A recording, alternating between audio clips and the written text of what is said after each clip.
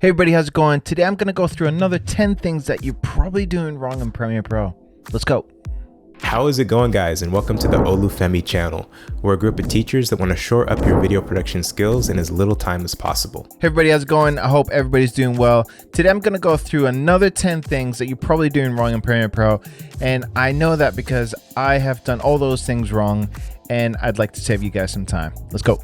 So say you've done an edit and you've got all these clips right here, and you'd like to move this last clip all the way to the beginning. Instead of having to move everything, shift it along, and move that clip in place, all you have to do is press Command or Control, and that will just shift everything else out of the way and put your clip where you want it to be. Nice.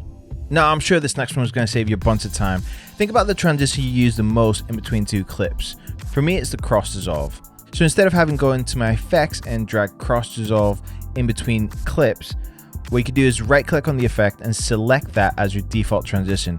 So you can right click, apply the default transition, or press Shift D and that will apply your default transition. That goes for audio and video clips. If you'd like to change the default transition length, all you have to do is come up to your preferences and go into timeline. And up here you can adjust the duration for your video and audio transitions. Now say you've got a monster timeline like this one right here, and you want to select all the clips that came from that initial video. Maybe you want to add an effect to them. Click on the clip and then come up to edit and select all matching. And what that's going to do is select all the matching clips that came from that initial video, and then you can just add that effect onto all those at once. One of my favorite effects and one I use the most is the crop tool. So I'm going to select my clip, come to my effects, and come to my crop tool. I'll double click that to be applied to my clip. Now you can either mess with the percentages, but I just find it easier to just click on the crop effect and then adjust it using my mouse. Let's take a break and let me tell you about Envato Elements. I use them all the time. I bought into the yearly subscription, and trust me when I say I always come back to them and just use them for client projects, YouTube projects, and they've got everything I possibly need for them. They've got motion graphics, lower thirds, templates for everything. After Effects, Premiere Pro, Final Cut Pro, anything you can imagine, they probably got it. A bunch of quality stock footage you can add to your videos just to up the quality, and all that in one place. It's pretty great. If you follow the link in the description, you can get your first month for $9, and trust me when I say it's totally worth it. Royalty free, unlimited downloads. Yeah, definitely check it out. Links in the description. Let's get back to it. Now this one right here, this one is a treat. Maybe I've said something naughty, something that YouTube would demonetize us for. We'd have to remove the word and then add that sensory beep tone, that classic one. All you have to do is come in here, right click, new item, come down to bars and tone. The default settings should be okay. Double click on it and you've got this bad boy right here. Select an in and out point, make it really short, and then just drag the audio from down here, adjust the length, and there you go. That is so easy. I can't tell you the amount of times I've gone on YouTube to just find a beep tone. Now, if you want to make some detailed audio edits, this is what I do. First of all, right click up here and make sure Show Audio Time Units is selected. That will help you make precise audio cuts, but also make sure you press Shift and S to be able to scroll through the audio and make those really detailed edits.